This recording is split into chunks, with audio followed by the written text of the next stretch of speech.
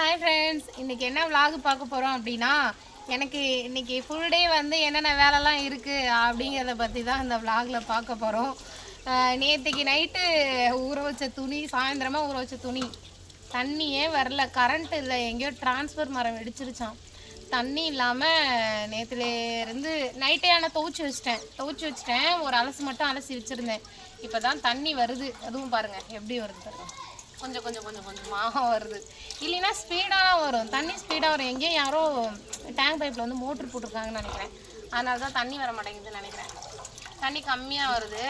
இதில் இனிமேல் இந்த துணி எல்லாத்தையும் அலசி எடுத்துகிட்டு அடுத்தது வந்து நம்ம இன்றைக்கி என்னெல்லாம் பண்ண போகிறோம் அப்படிங்கிறத வந்து பார்க்க போகிறோம். மெயினாக வந்து பார்த்திங்கன்னா, நம்ம வீட்டில் வந்து அருகால் வைக்க போகிறோம். வீடு கட்டிகிட்டு இருக்கோம்னு சொன்னோம் இல்லையா, 1 இயர் ஆச்சுங்க பேஸ்மோட்டை போட்டு. இப்போ தான் அருகால் வைக்க போகிறோம். அந்த ஃபங்க்ஷனுக்காக என்னெல்லாம் பண்ணுறோம் அப்படிங்கிறதையும் நம்ம பார்க்க போகிறோம். ஓகேவா, வாங்க வீடியோக்குள்ள போகலாம்.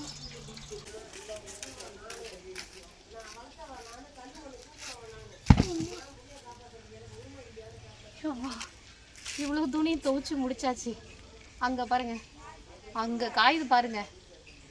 அதை எல்லாத்தையும் இனிமேல் எடுத்துகிட்டு மடிச்சுட்டு இதெல்லாத்தையும் காய போடணும். ஒரு 4 நாள் துணி துவைக்கல, அதுக்கான பலன் தாங்க இது. தலைவலி 4 நாளாக எனக்கு. இந்த லைவ் போட்டு பார்த்திங்கன்னா தலை ரொம்ப வலிக்க ஆரம்பிச்சு, வாய்ஸ்லாம் போக ஆரம்பிச்சு, ரொம்ப முடியாமல் போயிடுச்சு. ஐயோ, மூச்சு வாங்குது. அதனால தான் இவ்வளோ துணி இப்போது சேர்ந்து போய் துவைக்க வேண்டியதாக இருக்குது. அடுத்தது நாளைக்கு பார்த்திங்கன்னா வீட்டில் இருக்கிற பெட்ஷீட்டு இதெல்லாத்தையும் துவைக்கணும். என்னைக்கிடா அந்த வீட்டை கட்டி முடித்து வாஷிங் மிஷின் வாங்குறதுன்னு இருக்குங்க. துணி துவைச்சி அழுத்து போச்சு. என் வீட்டில் எந்த வேலை இருக்கோ இல்லையோ, இந்த துணி துவைக்கிற வேலை எப்பயுமே இருந்துக்கிட்டே இருக்கும் எனக்கு. இதெல்லாம் காஞ்ச துணி. இதை துவைச்சதெல்லாம் பெரிய பாடு இல்லைங்க. இனிமேல் இதை மடித்து வைக்கணும் பாருங்கள், அதுதான் பெரிய பாடு. எடுத்துட்டேன். காஞ்ச துணியெல்லாம் எடுத்துகிட்டு இப்போ வந்து துணி எல்லாத்தையும் காய போட்டுட்ருக்கேன். ஏன்னா வெயில் அடிக்குது, நல்லா உச்சி வெயில் அடிக்குது. போட்டால் காஞ்சிரும். இது காஞ்சிருச்சு அப்படின்னா சாயந்தரமே வந்து போர்வெல்லாம் ஒரு 5 போர்வை 3 தலகாணி உரம் இருக்குது. அதெல்லாம் ஊற வச்சு துவைச்சி போட்டால் வேலை முடிஞ்சிச்சு. நாளைக்கு கொஞ்சம் ஃப்ரீயாக இருக்கலாம்னு நினைக்கிறேன். பார்க்கலாம். கரண்டு நிற்காமல் இருக்கணும். ஏன்னா கரண்டு நின்றுட்டே இருக்குது. அதனாலே கொஞ்சம் வந்து எங்கேயோ டிரான்ஸ்ஃபார்மர் அடித்ததுனால தண்ணி வர மாட்டேங்குது. கரண்டு நிற்காமல் இருந்ததுன்னா கண்டிப்பாக சாயந்தரமே துவைச்சி போட்டுருவேன். இல்லைன்னா என்ன ஆகுன்னு தெரில. பார்த்திங்கன்னா துணியெல்லாம் காய போட்டாச்சுங்க. எவ்வளோ துணி பாருங்கள். இன்னும் அடுத்தது பாத்திரம் விளக்கணும். இனிமேல் போயிட்டு பாத்திரத்தை விளக்கிட்டு, இதான் எங்கள் வீடு. இங்கேருந்து பார்த்தாலே தெரியுதா, இதாங்க எங்கள் வீடு. வேலைக்காக மண் கொட்டி வச்சுருக்கோம். அருகால் வந்து திங்கக்கிழமை வைக்கிறதா பிளான் இருக்குது. பார்க்கலாம் இருங்க. இன்றைக்கி இதெல்லாத்தையும் க்ளீன் பண்ண போகிறோம். எல்லாம் துவைச்சி காய போட்டாச்சு. இப்போ வந்து நெக்ஸ்ட்டு வந்து பாத்திரம் விளக்க வந்துட்டேன். ஒருத்தர் வந்து எனக்கு வந்து கமெண்ட் பண்ணியிருந்தார். என்னென்னா, உனக்கு வந்து பணம் இருக்கிற திமுரு அப்படின்னு சொல்லியிருந்தாரு. எப்பா, நான் எவ்வளோ சொல்ல பணக்காரின்னு சொல்லிட்டு. நாங்கள் ரொம்ப மிடில் கிளாஸ் ஃபேமிலி தாங்க. அதுக்கும் கொஞ்சம் கம்மி தான் வச்சுக்கோங்களேன். ரொம்ப பெரிய பணக்காரங்களாம் அப்படிலாம் எதுவுமே கிடையாதுங்க. வேலைக்கு போனால் சாப்பிட்லாம், அவ்வளோதான். மற்றபடி எங்களுக்கு ஏதோ தொழில் இல்லை வந்து பார்த்திங்கன்னா நிலம், வேறு ஏதாவது மாமனார் மாமியார் இது மாதிரி சேர்த்து வச்ச காசு, அது மாதிரிலாம் எதுவுமே கிடையாது. என் புருஷன் கஷ்டப்படணும், இல்லைன்னா நான் கஷ்டப்பட்டு சம்பாரித்தா மட்டும்தான். நீங்கள் அதுக்குள்ளே வந்து பார்த்திங்கன்னா எனக்கு பணம் இருக்கிற திமிரு, பணம் அப்படி இப்படிலாம் சொல்லி கமெண்ட் பண்ணுறீங்க. ஏன்ப்பா, ஒருத்தரை பற்றி தெரியாமலே எதுக்கு அது வரலாம் பேசுகிறீங்கன்னு எனக்கு தெரியல.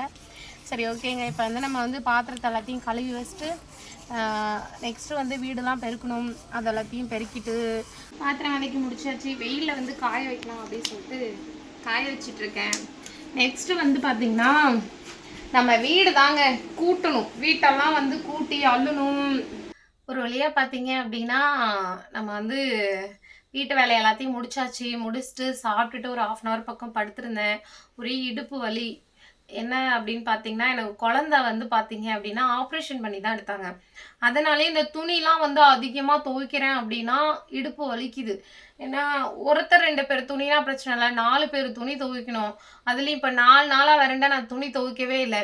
எனக்கு இந்த ஒரு சைடு தலைவலி இருக்கு பாருங்க, அது வந்துடும். அது அப்பப்போ வந்து நம்மள எந்த வேலையுமே செய்ய விடாது. அப்படியே அந்த தலைவலி வந்தா படுத்திருக்கணும்னு மட்டும்தான் தோணும். படுத்து தூங்கணும். இல்லைனாக்கா மாத்திரை போடணும். இது பண்ணா மட்டும்தான் அந்த தலைவலி போகுது. அப்படி வந்துருதா, அதனாலேயே நமக்கு பாதி வேலை கெட்டு போயிடுது. அப்புறம் சரி இதுக்கு மேலே நம்ம இப்படியே இருந்தோம்னா ஒன்றும் பண்ண முடியாதுன்னு மாத்திரை ஒரு 4 நாளைக்கு மாத்திரை வாங்கிட்டு வந்து வச்சுருக்கேன். அதை போட்டுக்கிட்டு தான் கொஞ்சம் முக்கியமான வேலைலாம் எல்லாத்தையும் முடிக்கணும். என்ன அப்படின்னு பார்த்தீங்கன்னா, வீடு வந்து திங்கட்கிழமை அன்னைக்கு வந்து அருகால் வைக்கலாம் அப்படின்னு சொல்லிட்டு இருக்கோம்.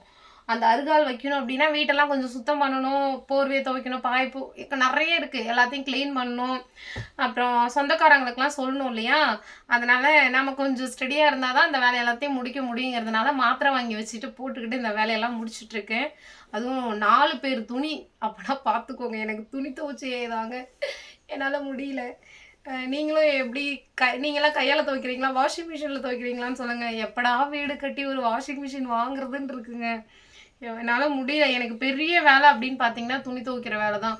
ரொம்ப கஷ்டமாக இருக்குது. உண்மையாகவே முடியல.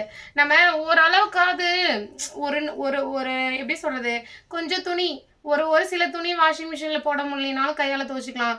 இவ்வளோ துணியை வந்து கையால் துவைச்சி எனக்கு அப்படியே என்ன சொல்கிறது, என் ஆவியே இத்து போகுது அப்படிங்கிற மாதிரி இருக்குதுங்க.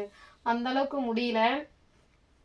பார்த்துக்கலாம். இதுக்கு மேலே வந்து இந்த துணி எல்லாத்தையும் மடித்து வச்சுட்டு, அவ்வளோ துணி இருக்குது இன்னும். இதெல்லாத்தையும் ஏற்கனவே கொஞ்சம் மடித்து வச்சிட்டேன். இதெல்லாத்தையும் மடித்து வச்சுட்டு நம்ம வந்து போயிட்டு அந்த மெத்தையை க்ளீன் பண்ணோம். அதில் ஃபுல்லாக குப்பையாக இருக்குது. பெட்டை வரண்டா அதில் கொண்டு போய் போட்டு வச்சுருந்தோமா, அதெல்லாத்தையும் எடுத்து க்ளீன் பண்ணால் தான் நமக்கு அப்புறம் வந்து அருகால் வைக்கிறதுக்கு செட் ஆகும். ஃபைனலாக எல்லா வேலையும் முடிச்சுட்டு நம்ம இந்த இடத்துக்கு வரத்துக்குள்ளே வெயிலெலாம் போயிடுச்சு. நல்லா நெழல் வந்துருச்சு. ஆனால் மெத்தை தான் சரியான வெயிட்டுங்க. அந்த பெட்டை கீழே இறக்கவே முடியல. அந்தளவுக்கு ரொம்ப வெயிட்டாக இருந்துச்சு. ஏன்னா மழை பெஞ்சதில் அதிலே கடந்ததா ஊறி போய் ரொம்ப தண்ணி இறங்குனதுனால ரொம்ப வெயிட்டாக இருந்தது. அப்புறம் எப்படியோ இழுத்துட்டு போய் கீழே தள்ளியாச்சு. அதுக்கப்புறம் சரி ஓகே, இருந்த தூசு மண் எல்லாத்தையும் கூட்டி தள்ளலாம் அப்படின்னு சொல்லிட்டு நானும் கூட்ட ஆரம்பிச்சிட்டேன். என்னுடைய வீடியோ எல்லாம் உங்களுக்கு பிடிச்சிருந்துச்சு அப்படின்னா லைக் பண்ணுங்கள், ஷேர் பண்ணுங்கள், கமெண்ட் பண்ணுங்கள். மறக்காமல் சேனலை சப்ஸ்கிரைப் பண்ணி வச்சுக்கோங்க. ஓகே பாய் ஃப்ரெண்ட்ஸ், அடுத்த வீடியோவில் சந்திக்கலாம்.